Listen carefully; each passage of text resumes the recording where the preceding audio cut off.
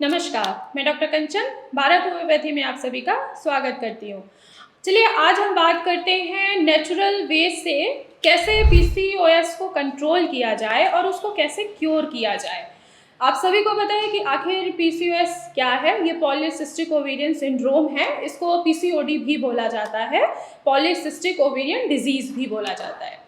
जब हमारे ओवरीज पे मल्टीपल सिस्ट की फॉर्मेशन होनी स्टार्ट हो जाती है, वो क्यों होती है? जब फीमेल्स के हार्मोन्स में इम्बैलेंस होना स्टार्ट हो जाता है, यानी कि उनका जो हार्मोन्स होता है ऑस्ट्रोजन एंड प्रोजेस्टेरॉन, जब ये बिल्कुल इम्बैलेंस होते हैं और मेल हार्मोन्स जैसे कि टेस्टोस्टेरॉन्स जब ये इंक्रीज होना स्टार्ट होता है बॉडी में, तो फीमेल्स को सिस्ट की फॉर्मेशन उनके ओवरीज पे आनी स्टार्ट हो जाती है। तो इसमें सिम्टम्स जो आएंगे वो आपको देखने को मिलेगा कि इर्रेगुलर पीरियड्स होंगे, बैकएक होगा, वाइट डिस्चार्ज बहुत ज़्यादा होगा और कभी कभी बैक पेन होगा। इर्रेगुलर पीरियड्स तो रहेंगे ही रहेंगे, फेस पे फेशियल ग्रोथ दिखेगी, हेयर फॉल्स होंगे और नोजिया, वॉमिटिंग, ये सारी सिम्टम्स जो हैं जब अगर पीसीओएस होता है किसी भी पेशेंट को, तो उनमें ये देखने को मिलता है। अब ऐसे कुछ टिप्स हैं जो मैं आपको आज बताऊंगी। पहला अगर टिप्स है जो नेचुरल वे से अगर इसको रोका जाए या इसको क्योर किया जाए, तो वो है, पहला जो है वो आपको अवॉइड करनी है पिल्स।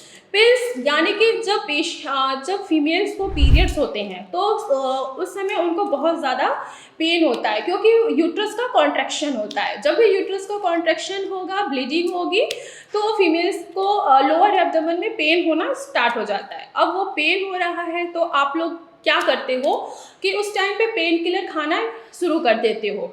तो आपको वही अवॉइड करना है। अगर आप पेन किलर खाएंगे और जब भी आपके पीरियड्स होंगे और पेन किलर आप खा रहे हैं, तो उससे आपके हार्मोन्स जो होंगे वो इम्बैलेंस होगा। आप फीमेल्स के हार्मोन्स होते हैं वो इम्बैलेंस होगा, उसमें मेल हार्मोन्स होगा वो इंक्रीज होता जाएगा। तो आपको इस चीज़ को अवॉइड करना है कि आपको पिल्स अवॉइड करनी है, चाहे वो किसी भी तरीके का क्यों ना हो। आप हार्मोनल थेरेपी जो लेते हैं, पिल्स वो आपको अवॉइड करने हैं। तो अगर आप अवॉइड कर रहे हैं पिल्स लेना किसी भी तरीके का, चाहे वो पेन किलर ही क्यों ना हो, तो आपका पीसीओएस जो है उसको रोका भी जा सकता है और उसको क्योर भी किया जा सकता है। अगर दूसरा टिप्स मैं आपको बताऊं, अगर नेचुरल वे से अगर पीसीओएस को क्योर करना है तो या रोके जाना है, तो वो है एक्सरसाइज। एटलीस्ट आप अपने लिए, खुद के लिए ज़्यादा टाइम निकालने के लिए नहीं कह रही हूँ, एटलीस्ट आप अपने लिए 10 मिनट निकाल लीजिए या 15 मिनट निकालिए। कम से कम एटलीस्ट आपको 30 मिनट एक्सरसाइज ज़रूर करना चाहिए। और ये भी नहीं कि एक्सरसाइज में आपको हैवी वेट उठाना है या हैवी वेट एक्सरसाइज करनी है। आप योगा भी कर सकते हैं, आप जॉगिंग कर सकते हैं, आप जंपिंग जैक कर सकते हैं और ज़ूमा भी कर सकते हैं। अगर आप एक्सरसाइज करेंगे तो आपका जो हार्मोन्स होगा, यानी कि जो फीमेल्स के हार्मोन्स होते हैं, वो कभी भी इम्बैलेंस नहीं होंगे। इससे आप हेल्दी भी रहेंगे और हार्मोन्स, आपका फीमेल्स के जो हार्मोन्स होते हैं एस्ट्रोजन एंड प्रोजेस्टेरॉन, ये बैलेंस में रहेंगे। तो सिस्ट बनने की चांसेस बहुत ही ज़्यादा कम हो जाएगा या बनेगा ही नहीं। तो आइए अब हम तीसरे टिप्स की बात करते हैं, तो वो है हमारी डाइट। हमें अपने डाइट पे बहुत ज़्यादा फोकस करना है। हमें बाहर के फास्ट फूड वगैरह बिल्कुल इंटेक नहीं करने हैं। आपको एक प्रॉपर शेड्यूल बनाना चाहिए ब्रेकफास्ट, लंच और डिनर का। एटलीस्ट अगर आप ब्रेकफास्ट कर रहे हैं तो उसमें ज़्यादातर आप यूज़ कर सकते हैं, जैसे पोहा हो गया, उपमा हो गया, दलिया हो गया, आप ये ब्रेकफास्ट में यूज़ कर सकते हैं। लंच में आप दाल, रोटी, चावल और सैलेड ले सकते हैं, कर्ड ले सकते हैं।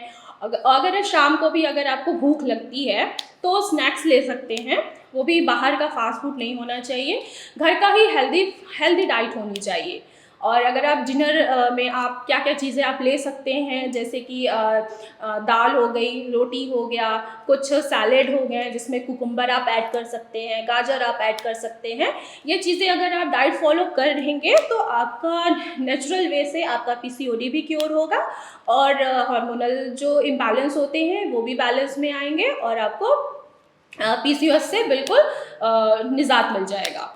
अगर हम चौथे टिप्स की बात करें, तो आपको विटामिन डी अगर बहुत ज़्यादा है, उसकी विटामिन डी अगर आपकी बॉडी में ज़्यादा है तो उसको भी बैलेंस करना है, उसको भी विटामिन डी है कि आपके बॉडी में इंक्रीज़ ना हो। ज़्यादातर देखा गया है जिन भी फीमेल्स को पीसीओडी होती है उनमें विटामिन डी की डेफिशिएंसी भी होती है। तो विटामिन डी की कमी ना हो उसके लिए आपको विटामिन डी रिच फूड्स लेने चाहिए, आपको उस पर डाइट पे फोकस करना चाहिए। और अर्ली मॉर्निंग जब सुबह सुबह धूप निकलती है तो आपको सनलाइट भी लेना चाहिए, जिससे आपका विटामिन डी जो है वो आपकी बॉडी में कम ना हो और आपका पीसीओएस की ग्रोथ ना हो और वो नेचुरली क्योर किया जा सके।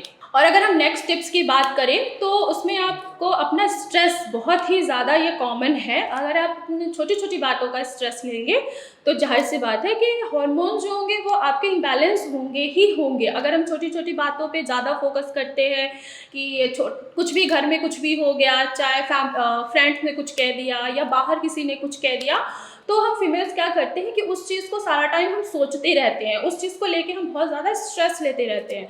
जब हम स्ट्रेस लेते हैं तो हमारा हार्मोन्स उसी समय इम्बैलेंस हो जाता है और टेस्टोस्टेरोन जो कि मेल में पाया जाता है वो हमारे में इंक्रीज़ होना स्टार्ट हो जाता है, जिसकी वजह से पीसीओएस जो है वो वहाँ पे ग्रोथ यानी कि सिस्ट की ओवरीज के ऊपर ग्रोथ होनी स्टार्ट हो जाती है।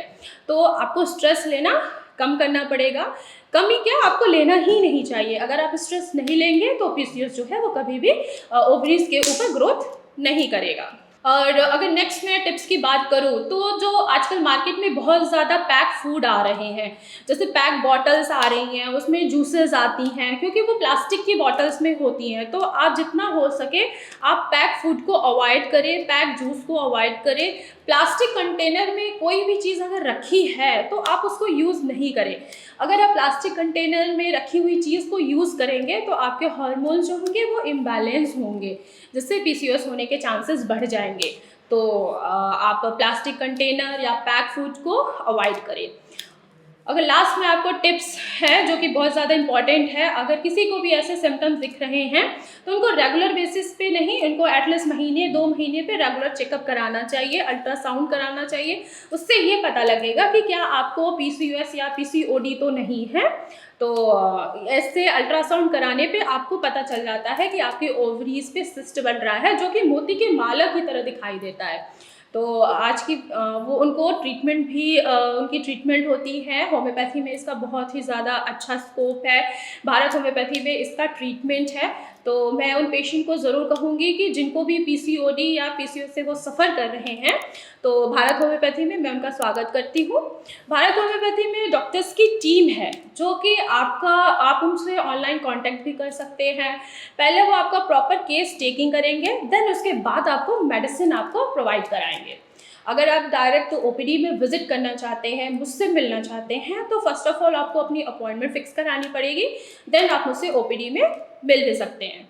तो आज की वीडियो में बस इतना ही, फिर मैं आपको मिलूंगी नेक्स्ट वीडियो में। धन्यवाद।